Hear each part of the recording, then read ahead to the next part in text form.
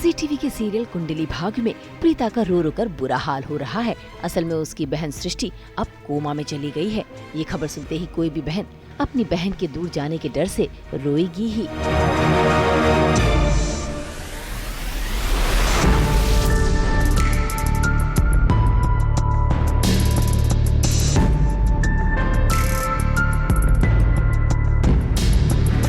यहाँ प्रीता अपनी बहन सृष्टि का ये हाल देखकर रोई जा रही है, तो राजवीर उन्हें संभालने की कोशिश कर रहा है। इतना ही नहीं, प्रीता का दुख इतना है कि वो अपने आप को रोक नहीं पा रही और बीच रास्ते में चलते हुए बस इसी डर से रो रही है कि कहीं उसकी बहन सृष्टि उससे दूर ना चली जाए।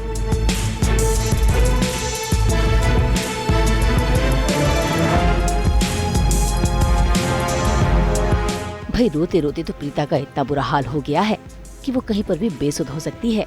वो तो शुक्र है कि उसकी सहेली उसे संभाल लेती है, लेकिन कहानी में आने वाला है ट्विस्ट, क्योंकि प्रीता हो जाएगी बेहोश और इसी बेहोशी की हालत में वो मिल जाएगी करण को और करण अपनी प्रीता को वापस घर ले आएगा। प्रीता तो घर वापस आ गई है, इस बात पर करण बहुत खुश है। करण के साथ साथ उनकी बिटिया रानी काव्या भी हो रही है इमोशनल, क्योंकि बचपन के बाद अब जाकर उसे अपनी माँ का साथ मिला है और इसकी तमन्ना वो न जाने कब से कर रही थी।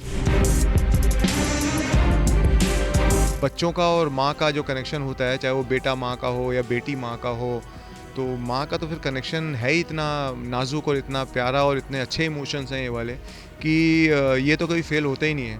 और ख़ासकर अगर थोड़े से इन्हें इमोशंस को थोड़े ढंग से अगर पेश किया जाए, वे थोड़ा बैकग्राउंड म्यूज़िक और थोड़ी सिचुएशंस वैसी वाली डाली हुई हैं, तो ये दिल के तारों को तो छूता ही छूता है। फिर मतलब मज़ा तो आता ही है फिर ऐसे वाले इमोशंस को देखने में। मतलब फिर चाहे वो 1950s की फिल्म हो या 2023 की है, ये वाला इमोशंस तो तब से चल रहा है। अब ये भी इमोशन कभी नहीं मरता दो भाइयों का ये हम कुरुक्षेत्र से देखते आ रहे हैं। मतलब चाहे वो महाभारत का युद्ध हो या आजकल के घर घर के युद्ध हो, ये दो भाइयों में हमेशा से ही कभी बहुत कमी होती है जहाँ पे बनती हो, लेकिन आपस में लड़ते ही रहते हैं।